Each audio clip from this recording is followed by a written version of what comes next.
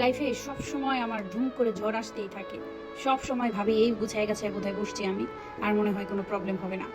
Hello everyone, আসসালামু আলাইকুম। চলে আসছি আব্বার এখানে, অনেকদিন পরে আবার আসলাম, 8-9 দিন পরে। এটাই আমার কাছে অনেকদিন। তো আইসাই দেখি এখনো গাছে 3টা কাঁঠাল আছে। আমি আইসাই রান্না করতে বসে পড়ছি, কারণ রান্না কি করে দিবে, আমার মা তো অসুস্থ। আমার মায়ের তো প্যারালাইজ হয়ে হাত নষ্ট হয়ে গেছে।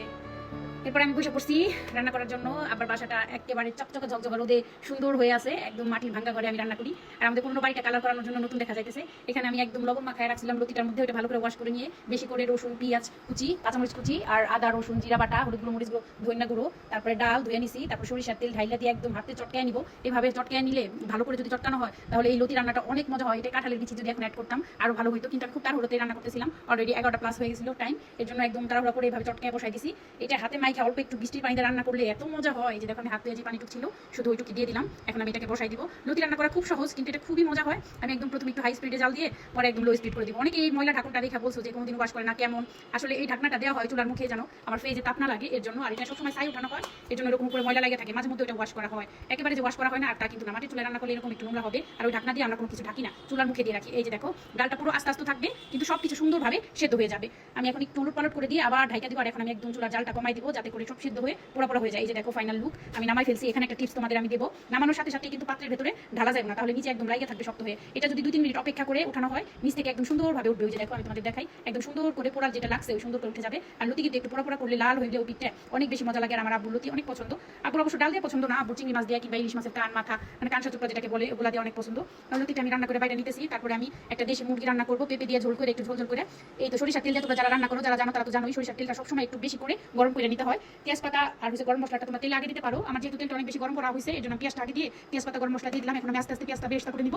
পেঁয়াজ বেরেস্তা হয়ে গেলে এখানে আমি আদা বাটা, জিরা বাটা, রসুন বাটা দিয়ে দেবো। আমাদের আদা জিরা রসুন সবসময় একসাথে বাটা হয়। আর হলুদ গুঁড়ো, মরিচ গুঁড়ো, ধনিয়া গুঁড়ো, কিছু জিরা গুঁড়ো একসাথে পুরো ভাঙায় আনা হয়, ভালো করে ওয়াশ করে শুকায়। সবসময় আমি ভিডিওতে তোমাদের এটা বলি, অনেকেই আছে এগুলো প্যাকেট প্যাকেট কিনে আলাদা আলাদা রান্না করে, কিন্তু আমাদের এইদিকে সবাই এইভাবে ভাঙায় আনে। আমার পেঁয়াজটা বেরেস্তা হয়ে গেছে, আমি আদা বাটা দিয়ে কিছু সময় ভাইজে তারপর অল্প একটু পানি দিয়ে দিচ্ছি। আমি এখন হলুদ গুঁড়ো, মরিচ গুঁড়ো, ধনিয়া গুঁড়ো সব কিছু দিয়ে মশলাটাকে প্রায় 10 মিনিট কষাবো।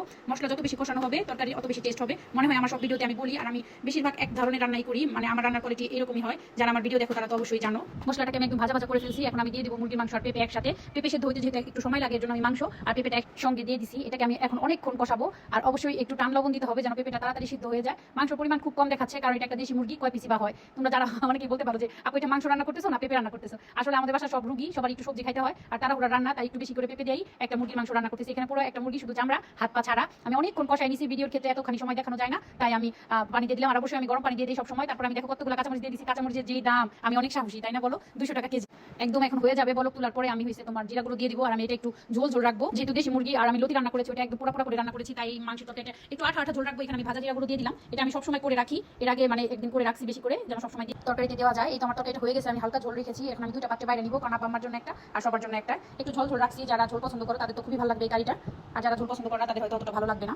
রান্না শেষ করে আমার দেখি কল আসছে ফোনে অনেকগুলো, পরে রিসিভ করে দেখি আমার পার্সেল আসছে। তো বাবুর জন্য পার্সেলের সাথে একটা ডাইপার বানাইলাম, পার্সেলটা সিয়াম রিসিভ করে এনে দিয়েছে আমাকে। এখন আমি পার্সেলটা খুলবো। পার্সেলটা আমার অনেক দরকার, এটা আমার অনেক আগে কেনা দরকার ছিল। আমি পার্সেলটা না কিনে অনেক কষ্ট করেছি, এখন তোমাদের সাথে শেয়ার করি। এটা যারা ভিডিও বানাও, বিশেষ করে আমার মতো মানে অ্যাস্থেটিক ভিডিও বানাও, ফুল তারপর রান্না বাড়া, তাদের এটা খুবই প্রয়োজন। এই যে দেখো আমি এটা এখন তোমাদের সেট করে দেখাবো এটা আসলে কি। এটা যারা ভিডিও বানাও আমি আশা করবো সবার খুব দরকারি, কাজে লাগবে। আর যারা অবশ্যই পেজ লিঙ্ক চাও আমি দিয়ে দিব। এটা কিন্তু আমি কিনে আনছি, আমাকে কিন্তু প্রমোশনাল ভিডিওর জন্য দেয় নাই, আমি কিনে আনছি। তাতে আমি তোমাদের সাথে আমাদের লিঙ্ক শেয়ার করতে পারবো, যদি কারো লাগে অবশ্যই জানাবা। তারা এখন সেট করে তোমাদের দেখাইতেছি। এটা রান্নার ভিডিও, তারপরে ফুলের ভিডিও, সবকিছু ইজিভাবে করা যাবে। এই যে দেখো সব দিকে এটা অ্যাঙ্গেল ঘোরানো যাবে। এরপরে বিকেলবেলা আমি আবার জন্য পরোটা চা বানাইতেছিলাম। আব্বা আজকে দুপুরে তেমন খাবার খাইতে পারে নাই, কারণ আব্বা মুরগির মাংস একদমই লাইক করে না, আর লতি লাইক করে সেই ইলিশ মাছ দিয়ে কিংবা চিংড়ি মাছ দিয়ে রান্না করলে। তো আমি আবার জন্য নাস্তাটা তাড়াতাড়ি করে রেডি করতেছি। আব্বা যেহেতু দুপুরে বেশি খাবার খাইতে পারে নাই। তারপরে যাই দেখি আমাদের গুলবাহারের খেলনা, আখির মেয়ের অনেক সুন্দর একটা খেলনা গাড়ি কিনে আনছে। এগুলোকে জানো কি বলে? কেউ নামটা জানলে অবশ্যই লিখবা, আমি এখন ভুলে গেছি, অনেক কিছুই ভুলে যাই, এখন বয়স হয়ে যাইতেছে, বোঝা যাইতেছে।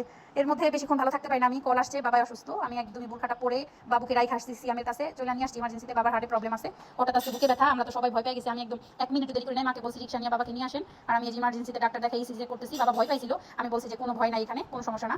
ডাক্তার আমি এই প্রথম জীবনে ইমার্জেন্সি এত ভালো ডাক্তার দেখলাম, আমার এই জীবনে আমি এত ভালো ডাক্তার ইমার্জেন্সিতে দেখি নাই সরকারি হসপিটালে। মহিলা এত ভালো, মেয়েটা মানে আল্লাহ ওনাকে আরো ভালো নিয়ে খায় দান করুক, কারণ এত ভালো মানুষ হয় না, এত ভালো বিহেভিয়ার। তো উনি ইমার্জেন্সি একদিনের ওষুধ দিয়ে দিছে, আর বলছে যে ওনাকে বারডেমে নিয়ে হার্টের ডাক্তার দেখানোর জন্য। সবাই আমার শ্বশুরের জন্য দোয়া করবেন, এখন আপাতত সেভ আছে। সবাই দোয়া করবেন, ভালো থাকেন, আমার জন্য দোয়া করবেন, আমার পরিবারের জন্য দোয়া করবেন। যারা আমার ভিডিও দেখেন তাদের জন্য অনেক ভালোবাসা, অনেক দোয়া।